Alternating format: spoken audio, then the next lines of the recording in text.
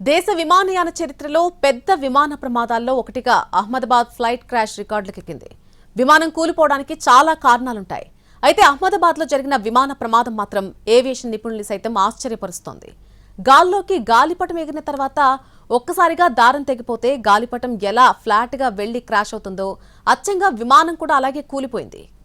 విమాన ప్రమాదాలు సాధారణంగా 3 దశల్లో జరుగుతాయి: టేకాఫ్, క్రూజ్, ల్యాండింగ్. ఈ రోజు జరిగిన ఈ ప్రమాదం టేకాఫ్ తర్వాత తక్కువ సమయంలోనే జరిగినందున engine failure, bird hit, navigation లోపం వంటి అనేక కారణాలపై అధికారులు విచారణ జరుపుతున్నారు. ఇలాంటి ప్రమాదాల్లో మరో ముఖ్యమైన అంశం మానవ తప్పిదం. విమానాన్ని నడిపే పైలట్లు ఎంత శిక్షణ పొందినా ఒక్క చిన్న తప్పు కూడా ప్రాణాంతకం అవుతుంది. టేకాఫ్ సమయంలో స్పీడ్ సరిగా లేకపోవడం లేదా నావిగేషన్ లోపం వల్ల రన్వే చివర రాకముందే ఎత్తు కోల్పోవడం వంటి ఉదాహరణలు గతంలో ఎన్నో ఉన్నాయి. కేవలం సాంకేతిక లోపాలు, పైలట్ తప్పిదాలే కాకుండా కొన్ని సందర్భాల్లో వాతావరణ పరిస్థితులు కూడా భయంకర పాత్ర పోషిస్తాయి. తుఫాన్లు, పొగమంచు, వేగవంతమైన గాలులు విమానాన్ని ట్రాక్కి దూరం చేసి కూల్చే అవకాశాలుంటాయి. ఇప్పుడు కూడా వాతావరణం ప్రభావం ఉందా లేదా అనే కోణంలో అధికారులు పరిశీలిస్తున్నారు. విమాన ప్రమాదానికి విద్రోహ చర్య కారణం అయ్యుండొచ్చనే అభిప్రాయాలు కూడా ఉన్నాయి. అయితే విద్రోహ చర్యకు అవకాశాలు అతి తక్కువగా ఉంటాయని అంచనా వేస్తున్నారు. ఒకవేళ విద్రోహ చర్య అయితే ఫ్లైట్ గాల్లో పేలిపోయే అవకాశం ఉండేది. విమానం గాల్లోకి ఎగిరిన వెంటనే సాంకేతిక తప్పిదం ఏదైనా జరిగి ఉంటేనే ఇలాంటి ప్రమాదం జరుగుతుందని ఎక్కువ మంది విమానయాన రంగ నిపుణులు చెబుతున్నారు. విమానం ల్యాండ్ కావడానికి ముందు ఎలాంటి పేలుడు జరగలేదని, కేవలం విమానం నేలను తాకిన తర్వాతనే మంటలొచ్చాయని స్థానికులు కూడా చెబుతున్నారు. టేకాఫ్ అయిన కొద్దిసేపటికే విమానం రాడార్ నుంచి మాయమైంది. ఆ తర్వాత మేఘానీనగర్లో ఘోర విమాన ప్రమాదం జరిగింది.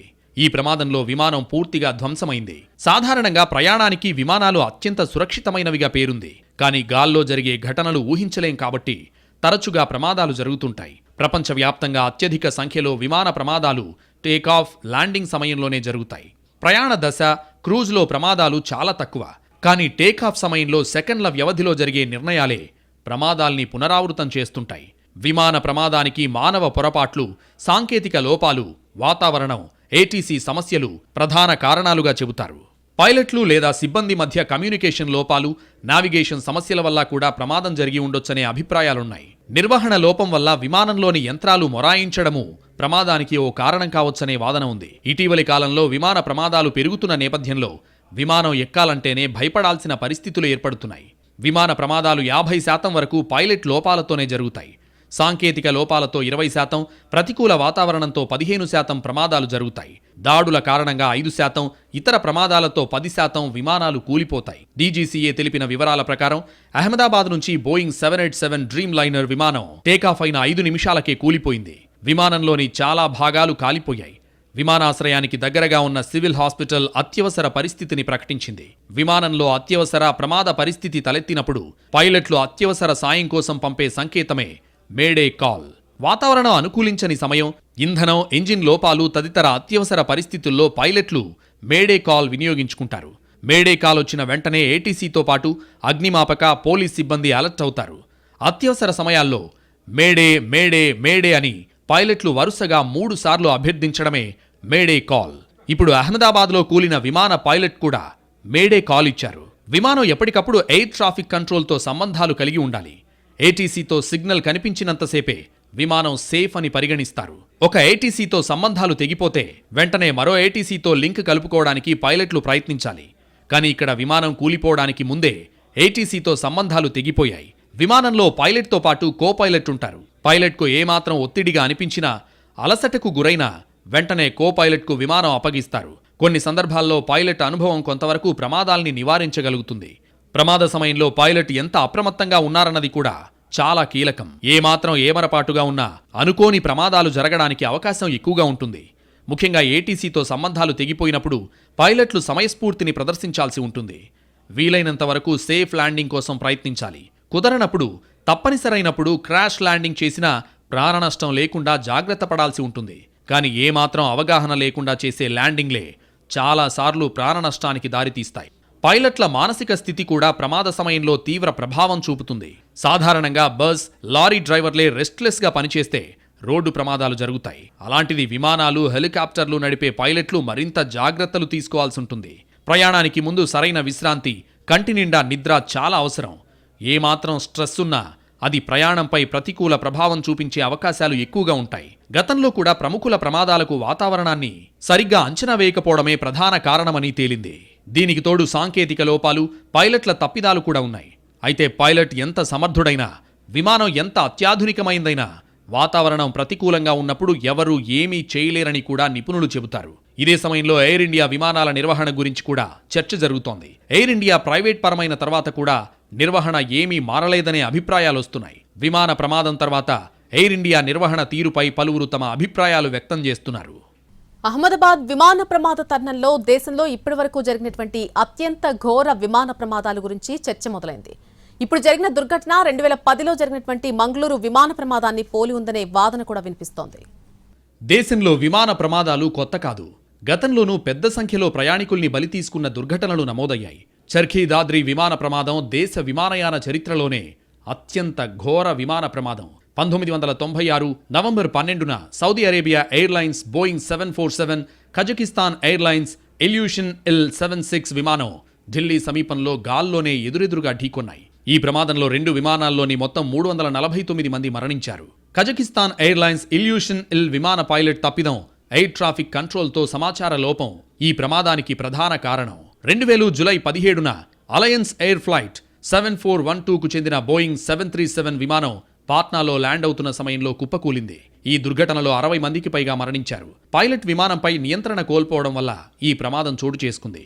1993 ఏప్రిల్ 26న ఇండియన్ ఎయిర్లైన్స్ విమానం 491 బోయింగ్ 737 ఔరంగాబాద్ నుండి టేకాఫ్ అయిన తర్వాత కూలిపోయి ఒక ట్రక్, విద్యుత్ తీగలను ఢీకొన్నాయి. ఈ విషాద ఘటనలో 55 మంది మృతి చెందారు. 1991 ఆగస్టు 16న ఇండియన్ ఎయిర్లైన్స్ విమానం 257 ఇంఫాల్ సమీపంలో కూలిపోయింది. ఈ ప్రమాదంలో విమానంలో ఉన్న మొత్తం 69 మంది చనిపోయారు. ఇండియన్ ఎయిర్లైన్స్ విమానం 605 ఎయిర్బస్ A320 బెంగళూరుకు చేరువలో 1990 ఫిబ్రవరి 14న కూలిపోయింది. ఈ ఘటనలో 92 మంది మరణించారు. 1988 అక్టోబర్ 19న ఇండియన్ ఎయిర్లైన్స్ విమానం 113 అహ్మదాబాద్లో కూలిపోయింది. మొత్తం 133 మంది ప్రయాణికులు ఈ ప్రమాదంలో మృతి చెందారు. 1982 జూన్ 21న ఎయిర్ ఇండియా విమానం 403 బాంబే విమానాశ్రయంలో కుప్పకూలింది. ఈ దుర్ఘటనలో 17 మంది మరణించారు.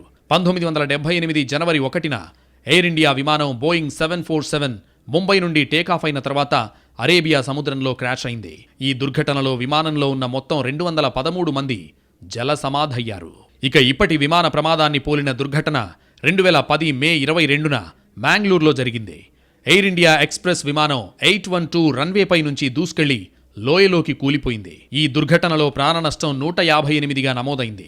ఈ విమాన ప్రమాదం జరిగి గత నెలతో 15 ఏళ్లు పూర్తయ్యాయి. విమానంలో మొత్తం 166 మంది ప్రయాణికులు ఉండగా కేవలం 8 మంది మాత్రమే ప్రాణాలు దక్కించుకున్నారు. దర్యాప్తు తర్వాత విమాన ప్రమాదానికి కారణమేంటో తేలింది. పైలట్ ల్యాండింగ్ సమయంలో చేసిన తప్పిదమే కొంప ముంచిందని తేల్చారు.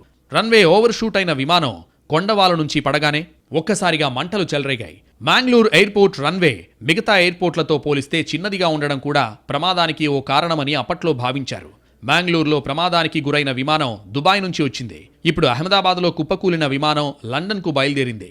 ఇన్ని విమాన ప్రమాదాలు జరుగుతున్నా, ఎప్పటికప్పుడు విచారణ చేసి ప్రమాద కారణాలు తేలుస్తున్నా ప్రమాదాల్ని మాత్రం ఆపలేకపోతున్నారు. పైగా చాలా ప్రమాదాల్లో మానవ తప్పిదాలో, నిర్లక్ష్యమో కారణంగా తేలడం విస్తుగొలుపుతోంది. అత్యంత ఖరీదైన ప్రయాణంగా ఉన్న విమాన ప్రయాణంలో కూడా భద్రత లేకపోవడంపై ప్రపంచవ్యాప్తంగా చర్చ జరుగుతోంది. ఒక్క మన దేశం అనే కాదు, ఇటీవలి చాలా దేశాల్లో విమాన ప్రమాదాలు పెరుగుతున్నాయి. ఏటా ఎయిర్ ట్రాఫిక్ పెరుగుతున్న తరుణంలో ప్రమాదాల్ని వీలైనంతగా తగ్గించడానికి ప్రత్యేక కార్యాచరణ అవసరం. లేకపోతే మరిన్ని ప్రమాదాలు జరిగే ఆస్కారం ఉందని నిపుణులు హెచ్చరిస్తున్నారు. కొన్ని విమానయాన కంపెనీలు బిజినెస్కు ఎక్కువ ప్రాధాన్యత ఇస్తూ విమానాలకు కనీసం సర్వీసింగ్ చేసే గ్యాప్ కూడా ఇవ్వడం లేదనే ఆరోపణలు ఉన్నాయి. ఎప్పటికప్పుడు జరిగే తనిఖీలు కూడా తూతూ మంత్రంగా కానిచ్చేస్తున్నారనే వాదన గట్టిగా వినిపిస్తోంది. ఎక్కడైనా కొందరు ఇంజనీర్లు లోపాలు గుర్తించినా వాళ్ల నోరు మోయిస్తున్నారు. కొన్నిసార్లు పైలట్లు ప్రమాదమని హెచ్చరించినా ఆ మాత్రం నడపలేవా అని వారిని అవమానిస్తున్నారు. ఇలాంటి పోకడలే విమాన ప్రమాదాల్ని మరింత పెంచుతున్నాయనే అభిప్రాయాలు వస్తున్నాయి. అత్యంత వేగంగా వెళ్లడం కంటే సురక్షితంగా ప్రయాణికులు గమ్యం చేరడం చాలా ముఖ్యం. అలాగే ప్రయాణికుల ప్రాణాల్ని రిస్క్లో పెట్టి మరీ విమాన ప్రయాణాలకు అనుమతిచ్చే సంస్కృతికి ఇకనైనా ఫుల్ స్టాప్ పెట్టాలి. ఈ విషయంలో డీజీసీఏ కూడా కఠినంగా వ్యవహరించాలి. ప్రతి స్థాయిలోనూ నిబంధనలతో ప్రోటోకాల్స్ ఉన్నా అవి ఎక్కడా అమలు కాకపోవడమే కొంప ముంచుతోంది. సరిగ్గా నిబంధనలు పాటించి జాగ్రత్తలు తీసుకుంటే అన్నీ కాకపోయినా 90% వరకు విమాన ప్రమాదాలు నివారించొచ్చనే సూచనలకు ఇప్పటికైనా విలువ ఇవ్వాలి.